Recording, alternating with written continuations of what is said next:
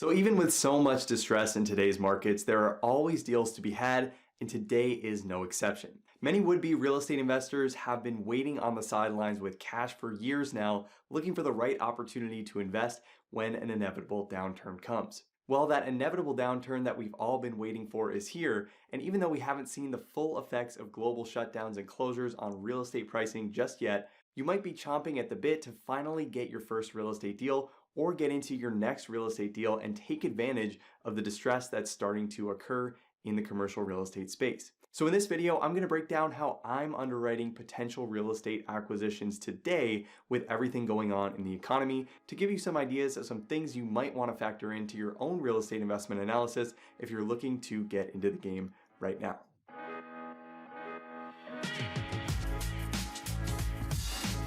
Hey, this is Justin from BreakIntoCRE.com, and if you're new here, on this channel we talk about real estate investing careers and real estate financial analysis. So if you're looking to break into the industry or do your first deal in 2020, make sure to subscribe and hit the notification bell so you don't miss any new videos as soon as they're released. So right now is a tricky time for real estate investors. With so much uncertainty regarding when or even if many retailers, office spaces, and hotels will fully reopen again, right now is very much an in-between time, and uncertainty is preventing many investors from pinning down valuations on deals they're underwriting today. And unfortunately for me, I don't have a crystal ball on any of this, but as a firm believer in the long-term fundamentals of US commercial real estate, I believe that there are always opportunities to be had in the market as long as you're out there looking for them. So in this video, I want to break down 5 adjustments that I'm making to my underwriting of new acquisition opportunities today in order to price in uncertainty and protect against downside risk if things continue to worsen in the US economy over the coming months.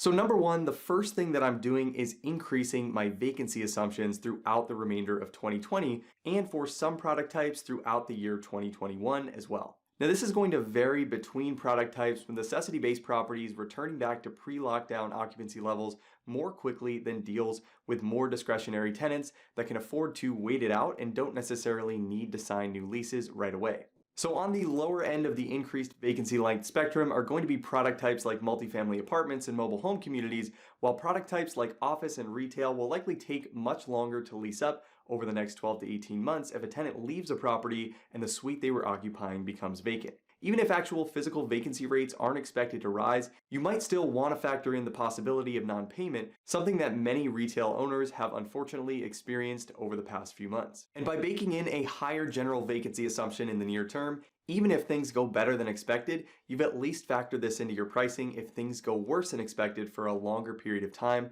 than is projected right now. Now, similar to increased vacancy assumptions, the second modification I'm making is depressing market rent growth assumptions through 2020 and potentially through 2021 as well, depending on the product type again. Immediate term market rent increases or decreases are heavily based on supply and demand fundamentals, and with short-term demand from tenants to lease space at product types like office buildings and retail shopping centers experiencing a sharp decline over the past few months, rents are very likely to decrease as a result. But where this might not be the case is industrial, where according to the CBRE Q1 2020 US industrial logistics figures, net asking rents rose by 4.8% from Q1 2019 to Q1 2020. So with leasing being red hot going into the year and e-commerce growing significantly for both traditional e-commerce purchases and also increased demand for grocery delivery right now, industrial might actually see increased demand over the coming year as a result of these shifts. A prime example of this is Amazon's recent push to lease distressed retail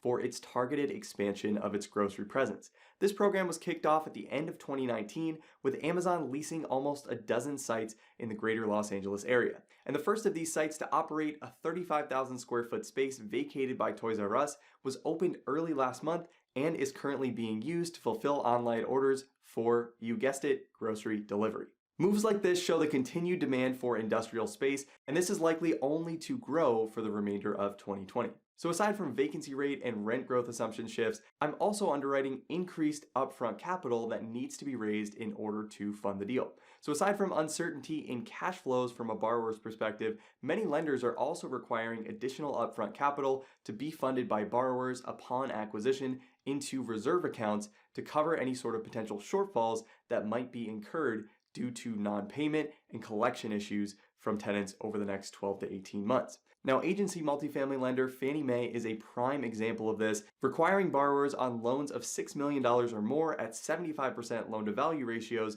to fund 12 months of principal, interest, property tax, insurance, and replacement reserves in an escrow account at closing to cover any sort of potential shortfalls that might be incurred over the next year. And for 75% LTV loans smaller than $6 million, Fannie is requiring a full 18 months of those same reserves to be funded upfront by the borrower. This requirement is reduced to 6 months for properties with a 1.35x DSCR or higher and a 65% LTV ratio, but this is still a significant increase on top of the additional equity that's generally raised to cover future renovations to add value to a multifamily property. Now, once I've underwritten additional upfront capital, the next adjustment I'm making is to run a wider sensitivity analysis or what-if analysis to see my potential downside in various deal scenarios. Now, you can check dozens of industry databases and research reports right now and get an idea of projected market rent decreases, vacancy rate increases, cap rate increases, or downtime between leases for commercial properties. But at the end of the day, a big part of being a successful commercial real estate investor over a sustained period of time is managing your risk and understanding your downside. So whether you're investing as an active investor on your own deals or as a passive limited partner investor, it's important to understand what a worst case scenario might look like and if you're willing to accept that downside in the case that this all occurs. This means that if you think market rents might drop by 5% in year one of your ownership period, you might also want to see the results on your IRR, equity multiple, and cash on cash return if that number ends up being 6%, 8%, or even something like 10%. And if you think vacancy might jump to 10% in year one, what happens if that number is 14% or 18%? A sensitivity analysis or stress test will allow you to see the effects of this on your key investment return metrics, which will in turn allow you to make more educated decisions on pricing and what you're ultimately willing to pay and offer for a real estate deal. And then finally, aside from the underwriting mechanics of the deal, I'm also adjusting the types of deals that I'm looking at right now, specifically focusing on those deals that have some sort of necessity-based component, but also downside protection. So this could be affordable housing deals with tenants using Section 8 vouchers funded by government entities. This could be government-leased commercial spaces with significant lease term remaining. This could be data centers that are critical to the operation of major corporations or government entities. Or this could be any other recession-resistant property type which has limited risk of the tenant not paying rent on time or going out of business completely. This could also involve opportunistic investments in real estate debt, as many investors are looking to cash in right now on opportunities that arise from distress related to shutdowns and closures that we're seeing today. In fact, in April of this year, there were 939 commercial real estate funds looking to raise almost $300 billion to acquire real estate debt on distressed properties. Now, early on in my career, I worked for a very successful investor that always used to look for deals specifically where your downside is your upside. And for many real estate debt investors right now that can also operate commercial deals effectively, this is often the case. Even in a scenario where the property has to be foreclosed upon, these debt funds are often able to pick up well-located assets for significant discounts to market value and can generate massive investment returns in a short amount of time by stabilizing a property and then selling that property at released market pricing to a buyer looking for low maintenance, cash flowing deals with long-term leases in place. So while many investors are choosing to sit on the sidelines right now because of all the uncertainty in the market, if you're looking to invest in commercial real estate today during these volatile times, these are some things you might want to keep in mind as you're analyzing your next potential deal. And speaking of analyzing deals, if you're looking to fine-tune your analysis skill set right now and want to learn things like how to run a sensitivity analysis, how to use a real estate financial model to value a real estate deal, or how to build your own real estate financial model from scratch for your own specific purposes, make sure to check out Break Into CRE Academy, which is going to include instant access to 19 courses